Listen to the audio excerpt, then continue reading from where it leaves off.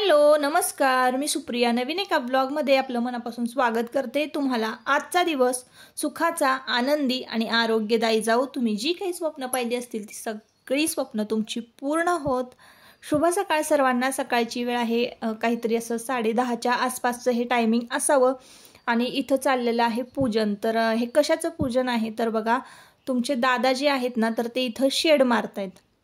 आता ज्या काही नवीन सबस्क्रायबर आपले नवीन ताई आपल्याला जॉईन झालेल्या आहेत तर त्यांना माहिती नसेल, ज्यांनी जुने व्हिडिओ बघितलेले आहे तर त्यांना माहिती आहे की आपल्या दादांचा बिझनेस आहे। Cloud9 म्हणून एक प्रोडक्ट आहे आणि त्यामध्ये जिरा सोडा येतो, शिकंजी येते, लिंबू मसाला, फ्रुटी, त्यानंतर ब्लूबेरी आणि त्यानंतर असं ॲपल, अशा वेगवेगळ्या फ्लेवरमध्ये, मँगो, अशा वेगवेगळ्या फ्लेवरमध्ये कोल्ड्रिंक्स आहेत आणि ते कोल्ड्रिंक्सना सप्लाय करायचं काम आपण इकडे महाबळेश्वर, मांढरदेवी, पाचगणी ह्या साईडला करत असतो। तर याचा बिझनेस आहे आपला। तर कोणाला माहिती नसेल म्हणून सांगते, ज्या काही आपले आता नवीन सबस्क्रायबर आपले वाढलेले आहेत, 2000 सबस्क्रायबर आपले जेव्हा होते तेव्हापासूनच मी तुम्हाला सांगते की नक्की दादा काय बिझनेस करतात। तर आता आपले जवळजवळ बघा 4,500 हजार आपले सबस्क्रायबर आता पूर्ण होत आलेले आहेत आणि प्रत्येक जण म्हणजे नवीन मेंबर्स आपल्याला जॉईन झालेले आहेत ना, त्यांच्यासाठी मी सांगते की हे शेड मारायचं काम चालू आहे आणि असा पद्धतीचा बिझनेस आपले दादा जे आहेत ते करतात, म्हणजे तुमचे दादा। तर इथं ते आडपूजन म्हणतात ना, काय आता तुम्ही बघा खेडेगावात जे आहेत त्यांना माहिती असेल तर कुठलीही वास्तू किंवा बांधकाम जर करायचं असेल, अगदी छोटंसं का असेना किंवा मोठं का असेना, पण तर अशा पद्धतीचं पूजन केलं जातं। आणि आज आहे एकादश, तर नारळ ठेवायचा एका पिसामध्ये आणि 5 सवाष्णींनी पूजायचा आणि ते आपण काय म्हणतो ना की शुभ असं असतं, पूजन वगैरे केलेलं तर ते पूजायचं होतं आज आणि ते बांधायचं होतं आपल्याला एका ह्या आड्याला, एंगलच्या आड्याला। तर इथं ना माल ठेवायसाठी तुमचे दादा जे आहेत ते मोठं असं शेड मारतायत आणि त्यांच्या मित्राच्याच म्हणजे जवळ आहे, दोघं मित्र आहेत तर दोघं हे मिळून बिझनेस करतात। तर तिथं त्यांच्या म्हणजे जागेत हे शेड बांधलेलं आहे। तर आता हे शेड लवकरात लवकर पूर्ण करण्याचा म्हणजे दादांचा तर आता प्रयत्न चालू झालेला आहे। बघा बरंच मोठं तुम्हाला हे शेड दिसत असणार आहे। तर बराचसा माल इथे बसणार आहे आपला। तर शेडचं पूजन आजच्या दिवशी केलेलं आहे आणि लवकरात लवकर आता शेड पूर्ण होईल, म्हणजे बांधला जाईल आणि मालही त्यामध्ये बसेल। आता उन्हाळा जवळ येत आहे, रथसप्तमी झालेली आहे आणि काय होतं, हे कोल्ड्रिंक्सचे जे काही म्हणजे बिझनेस आहेत ना उन्हाळ्यामध्ये बऱ्यापैकी छान चालतात, म्हणून मग ही सगळी पूर्वतयारी असो। ताईंनो, आता संध्याकाळची वेळ आहे आणि मी तुम्हाला संध्याकाळी भेटत आहे। दिवसभर ना खूप काही कामं होती माझ्या पाठीमागं आणि मी काही व्हिडिओ शूट केला नाही, तर संध्याकाळच्या वेळेला मी आता व्हिडिओ शूट करायला घेतलेला आहे। आणि काही नाही, आपला आजचा जो व्हिडिओ आहे तो अगदी साधा सिंपल आहे, कारण ताईंनो मी काय करते, मध्ये मध्ये गॅप पडत आहे, व्हिडिओज मी अपलोड करत नाहीये, कारण मला वेळच मिळत नाही। शूटिंग केलं तर एडिटिंगला वेळ मिळत नाही, एडिटिंग केलं तर शूटिंगला वेळ मिळत नाही। सध्याची परिस्थिती अशी आहे ताईंनो। तर त्यामुळं आजचा व्हिडिओ जो काही असणार आहे तो अगदी साधा सिंपल असणार आहे आणि प्रयत्न करीन की रोजच्या रोज व्हिडिओ शूट करून एडिट करून तुमच्यापर्यंत पोहोचवायचा। तर असो, तर संध्याकाळची वेळ झालेली आहे आणि बरीचशी माणसं ना म्हणजे या घरातल्या इकडच्या आजूबाजूच्या मैत्रिणी ज्या आहेत ना त्या वॉकिंगला जातात संध्याकाळी, पण मी आता सुरुवात करणार आहे वॉकिंगला जायला, पण त्याआधी ना संध्याकाळचं क्लिनिंग थोडंसं मी तुमच्याबरोबर शेअर करते। सकाळी कामाच्या गडबडीत जर थोडंसं क्लिनिंग पाठीमागं राहिलं तर संध्याकाळच्या वेळेला करावं लागतं। जसं की बघा, आता सकाळी तर मी ना काय करते, पॅसेजमधलं लोटून झाडून पुसून घेते, पण काय होतं कधी कधी देवपूजा करताच येईल सकाळी असं नाही, म्हणजे देवपूजा झालेली असते पण आपण जे काही उंबरालेपन वगैरे करतो तर ते ना करणं शक्य होत नाही। मग जर तुम्हाला सकाळी ह्या गोष्टी शक्य झाल्या नाही आणि तुमची करायची तीव्र इच्छा असेल तर तुम्ही ना संध्याकाळच्या वेळेला म्हणजे प्रदोषकालीन आपण देवाची भक्ती करतो बघा। मी जेव्हा ना पारायण चालू केलेलं होतं शिवलीलामृत, तर तेव्हा प्रदोषकालीन मी ते वाचायचे। म्हणजे प्रदोष काळ म्हणजे कुठला बघा, 4 ते 6च्या दरम्यानचा जो काळ असतो त्याला प्रदोष काळ म्हणतात। तर त्या काळामध्ये आपण जर तुम्हाला सकाळी वेळ मिळाला नाही, तुम्ही कुठं वर्किंग वुमन असाल, तुम्ही कुठं कामासाठी बाहेर पडत असाल आणि तुम्हाला सकाळी ह्या सगळ्या गोष्टी जमत नसतील, तर तुम्हाला आवडत असेल तर तुमच्या मनाच्या समाधानासाठी तुम्ही ह्या गोष्टी संध्याकाळी करू शकता। तर तसंही कधी बघा संध्याकाळचं थोडंसं अंगणामध्ये पाणी मारलं, छोटीशी रांगोळी काढली आणि मग आपलं सगळं आवरून जर फिरायला गेलं तरीही काही हरकत नाही ताईंनो। तर आता माझं ना सकाळी उंबरालेपण राहिलं होतं, बाकी घरातली सगळी कामं झाली होती, देवपूजा वगैरे आटपलं होतं, स्वयंपाक इतर बाकीची जी काही क्लिनिंगची कामं असतात ती सुद्धा आटपलेली होती। फक्त माझं उंबरालेपण राहिलं होतं आणि आज आहे एकादश। तर मी तुम्हाला सांगते ताईंनो, अमावस्या पौर्णिमेला दर मंगळवारी, शुक्रवारी, गुरुवारी, एकादश आणि संकष्टी हे जे दिवस असतात ना, त्या दिवसांमध्ये मी उंबरालेपन करते, अन्नपूर्णेचं पूजन करते, तुळशीला तर मी रोज पाणी घालते। असं नाही आहे की मी उंबरालेपन रोजच करते किंवा अशा सगळ्या गोष्टी। तर हे उंबरालेपन वाळल्यानंतर मी छोटीशी रांगोळी काढलेली आहे आणि संध्याकाळ झालेली आहे, आता खूपच संध्याकाळ झालेली आहे, म्हणजे बघा 6:30 दरम्यानचं हे टायमिंग असावं। तर उंबरालेपन छान वाळलेलं आहे आणि छोटीशी जर रांगोळी काढली तरी बघा किती छान प्रसन्न वाटतं ताईंनो। एक एक फूल मी वाहिलेलं आहे, लक्ष्मीची पावलं आहेत चांदीची उंबरावर, तर त्यावर। आणि त्यानंतर बघा इकडे मी साफसफाई करायला घेतलेली आहे। तर स्वयंपाक जो काय होता ना दोन्ही टायमाचा मी आज करून ठेवलेला होता। आज संध्याकाळी स्वयंपाकाची काहीच गडबड नव्हती, फक्त जे काही छोटं मोठं क्लिनिंग राहिलं होतं घरामधलं तेच करायचं होतं। तर आपल्याला असं वाटतं की घरामध्ये खूप सारं फर्निचर असावं, पण ते मेंटेन ठेवणं पण तितकंच गरजेचं आहे। तर ताईंनो, कधी कधी ना मी ही सगळी कामं जी आहेत ती सकाळीच करून घेते, म्हणजे दिवसभर त्या गोष्टी छान आपल्याला सर्व्हिस प्रोव्हाइड करतात, म्हणजे छान चकाचक दिसतात आणि तेच त्या वस्तू चकाचक असल्या की आपल्या पण चेहऱ्यावर कसा छान आनंद आणि एक समाधान असतं।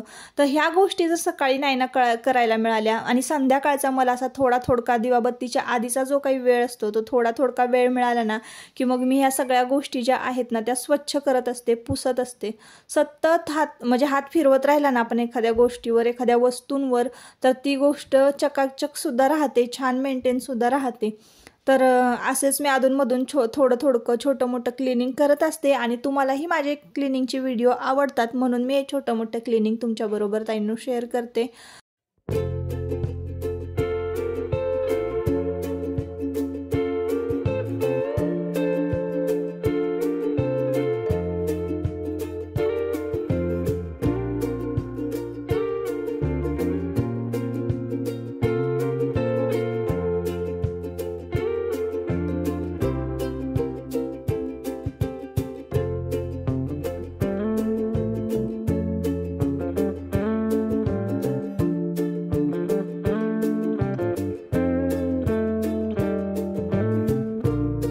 संध्याकाळी चहापाणी झालं की मुलं चहा बिस्किट खाण्यासाठी हॉलमध्ये मांडी घालून बसतात ना, तर चहाचे डाग भरपूर पडतात लादीवर, त्यामुळं मला ना सकाळी संध्याकाळी लादी पुसावीच लागते।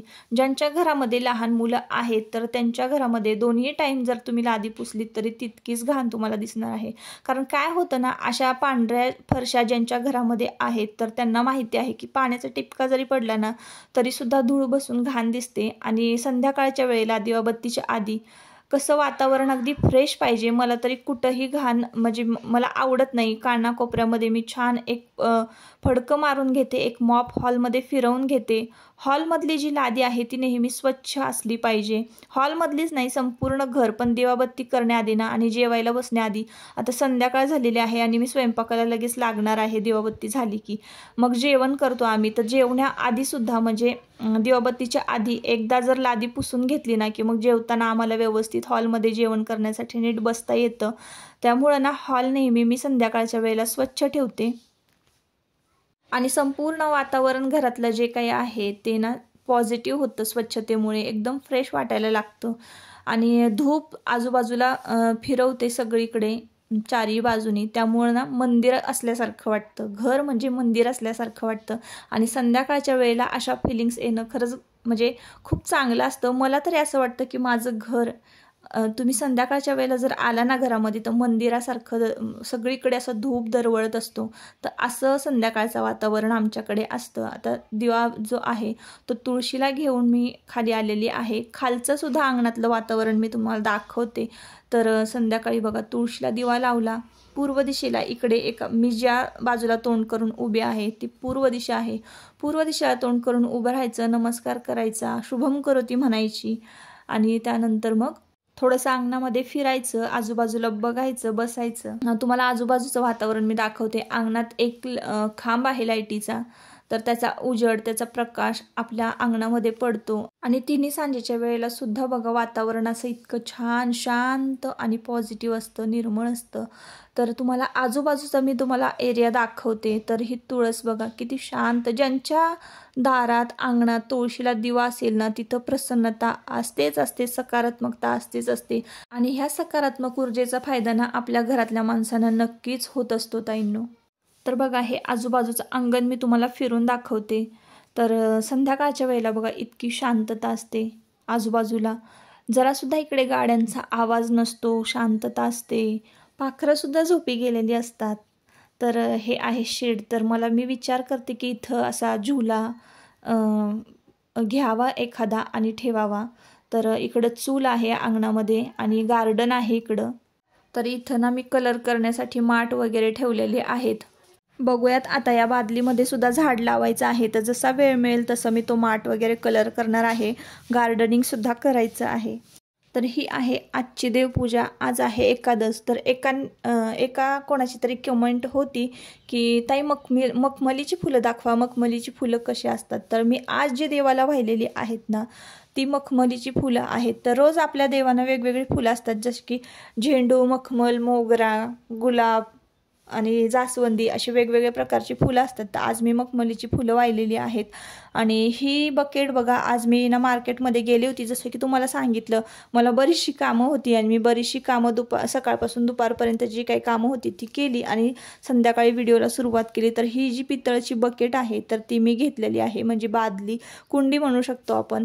तर इथे या कॉर्नरला ती छान दिसेल म्हणून मी ही बकेट जी आहे ती घेतलेली आहे. तर ती पितळची असल्यामुळे ना मला 1100 रुपयाला बसलेली आहे. त्याचे 1700 रुपये सांगितले होते, पण मी बार्गनिंग करून 1100ला मी ही पितळची जी आहे कुंडी ती घेतलेली आहे. बऱ्यापैकी छान जड आहे आणि अशा पद्धतीनं आपण त्यामध्ये ना म्हणजे खरे जे प्लांट आहेत इंडोर प्लांट ठेवू शकतो आणि म्हणजे प्रत्येक वेळेला जर आपल्याला वेगळी जर कुंडी ठेवायची असेल तर आपण चेंज करून ठेवू शकतो. आणि ही एक बॅग आहे ती मी आज विकत घेतली. तर ही पिशवी मला 50 रुपयाला बसलेली आहे. कापड एकदम छान आहे, कलर आणि डिझाईन वगैरे मला इतकी त्याची आवडली ना, तर मी ती देवांशला स्कूलमध्ये घेऊन जाण्यासाठी, टिफिन ठेवण्यासाठी ही घेतलेली आहे. तर छोटी मोठी खरेदी केली तरी मी तुम्हाला ताईंनो दाखवत असते आणि तुमच्याबरोबर शेअर करत असते. तर असो, आजचा व्हिडिओ खूप साधा सिंपल होता. तर इथे या पिशवीमध्ये बघा स्पेस पण भरपूर आहे, की जसं की आपण 2 खानाचा डबासुद्धा आणि मोठी बाटलीसुद्धा ठेवू शकतो. आणि म्हणजे कोणी मोठं जर असेल व्यक्ती तर ते सुद्धा टिफिनसाठी ही पिशवी वापरू शकतं. तर अशी बघा ही टिफिन पिशवी मला खूप आवडली. 60ला सांगितली होती त्याची किंमत, 60 रुपये. मी तर 40लाच मागत होते पण नाही दिली, 50 रुपयाला मी आणलेली आहे. तर असं आहे बघा आपलं घर आणि संपूर्ण हॉलचा तुम्हाला हा लुक दिसत असेल आणि हॉल तुम्हाला दिसत असेल. तर असो ताईंनो, आजचा ब्लॉग ना खरंच खूप साधा सिंपल होता. आता परत भेटूया आपण नवीन एका ब्लॉगमध्ये. तोपर्यंत स्वतःची काळजी घ्या, मजेत राहा. आणि हा साधा सिंपल ब्लॉग आजचा जर आवडला असेल तर नक्की आपल्या चॅनलला सबस्क्राईब करा आणि व्हिडिओला एक लाईक करा. परत पुन्हा भेटूया नवीन एका ब्लॉगमध्ये. तोपर्यंत स्वतःची काळजी घ्या आणि मजेत राहा. Bye bye.